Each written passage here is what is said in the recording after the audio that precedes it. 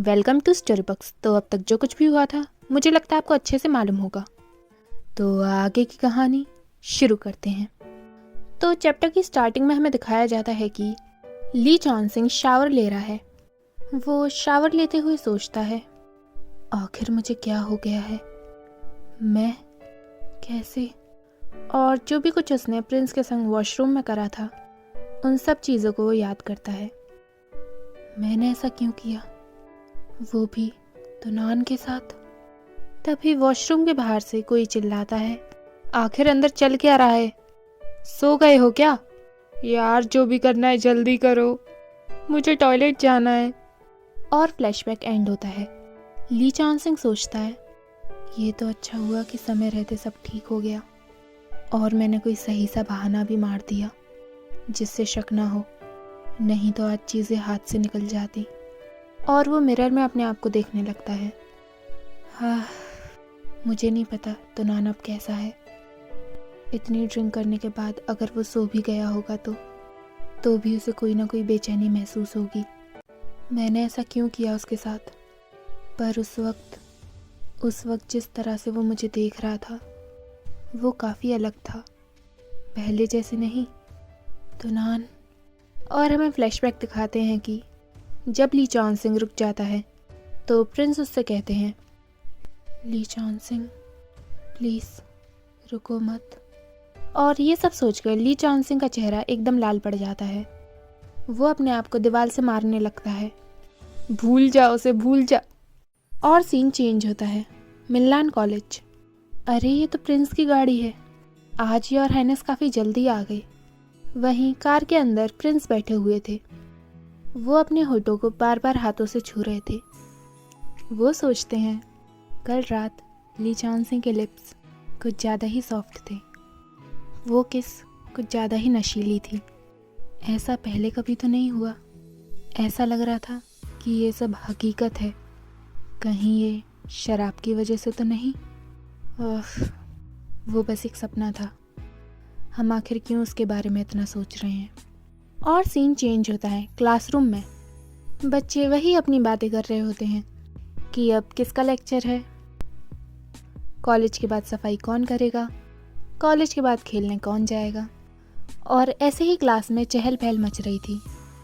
Prince उधर शांति से writing कर रहे थे।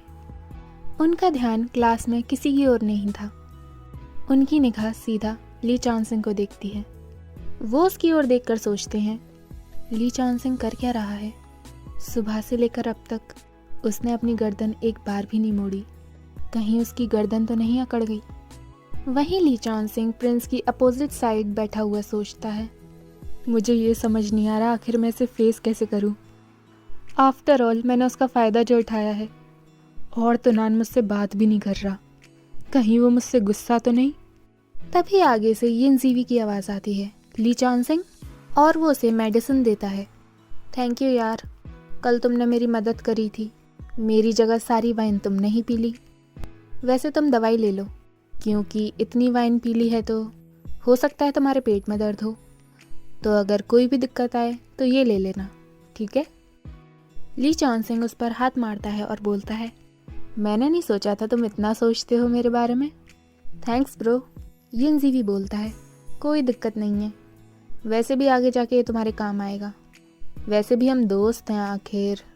इन दोनों की बातें प्रिंस सुन रहे होते हैं, जो काफ़ी नाखुश थे।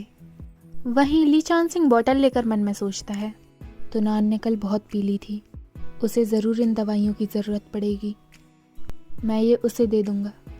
वहीं प्रिंस राइटिंग करना बंद कर देते हैं। वो काफ़ी अनॉयड फील कर रहे थे ली चॉन सिंह और यिन जीवी को इतना क्लोज देखकर। वो सोचते हैं, आखिर हकीकत है तो अलग। जब हम कल रात का सपना याद करते हैं हमें कुछ अजीब सा एहसास होता है, शायद उसे याद करके हमें थोड़ी शांति मिले। तभी युयीसु की आवाज़ आती है, योर हाइनेस, क्या आप ठीक हैं? प्रिंस उसकी ओर देखते हैं।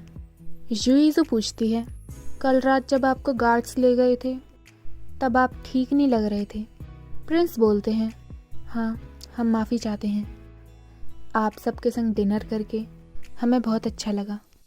इसीलिए हमने गलती से कुछ ज़्यादा ही पी ली। वैसे हमने कल कोई गलती तो नहीं करी। क्या हमने नशे में कुछ ऐसा किया? जुईजू बोलती है, गलती? नहीं, योर हाइनेस कैसे कोई गलती कर सकते हैं? पर कल रात योर हाइनेस कुछ अलग ही लग रहे थे। काश आप अपने आप को देख पाते।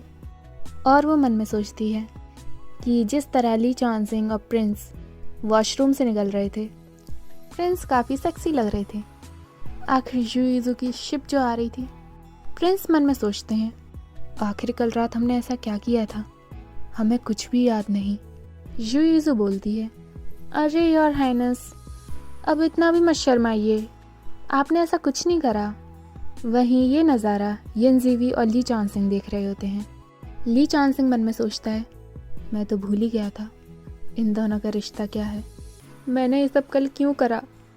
तुनान के साथ साथ मैंने मॉनिटर को भी ऑफेंड कर दिया। पता नहीं इतने बड़े पाप का प्रायश्चित मैं कैसे करूँगा। और यिनज़ीवी सोचता है, भले ही मैंने इन दोनों के रिलेशनशिप को एक्सेप्ट कर लिया है, पर मेरा दिल, इसमें इतना दर्द क्यों हो रहा है? जब भी मैं इन दोनों को देखता हूँ मुझे बहुत बुरा लगता है।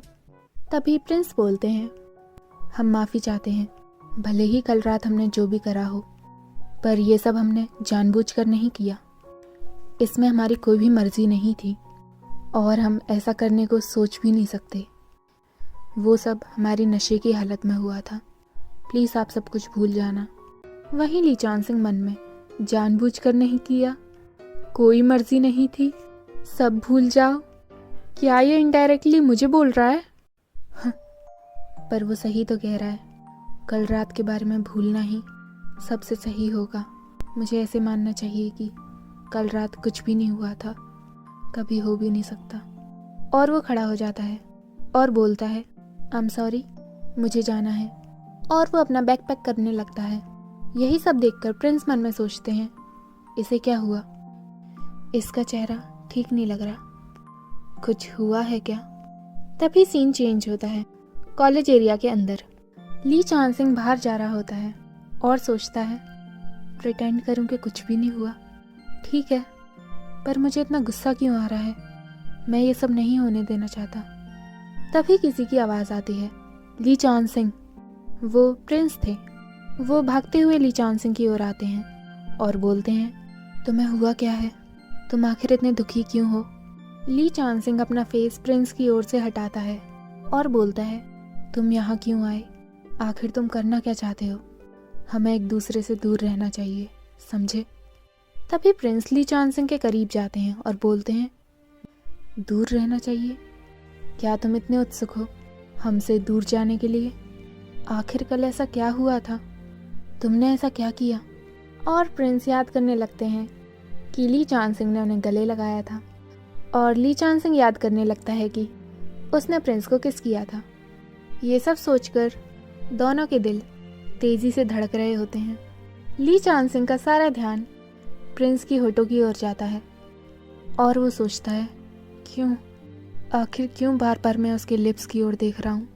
आखिर मुझे हुआ क्या है? वो अपने आप को कंट्रोल नहीं कर पा रहा था और ना ही उसकी नज़र हट रही थी और ना ही प्रिंस कहीं जा रहे थे।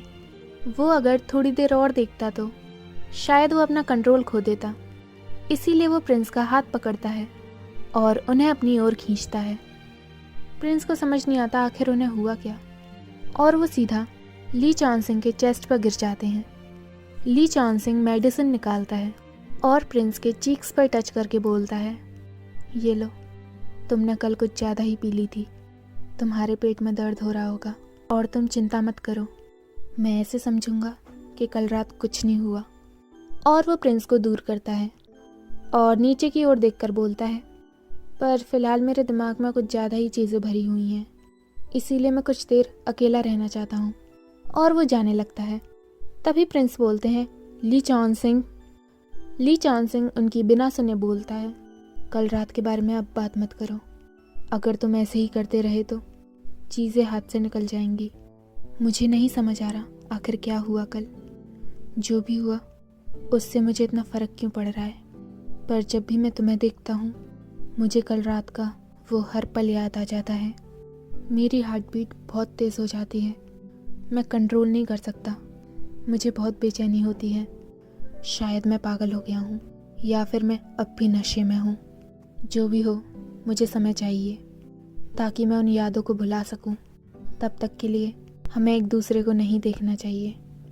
वो काफ़ी देर खड़ा रहता है कि प्रिंस कुछ बोलेंगे, पर प्रिंस कुछ नहीं बोलते।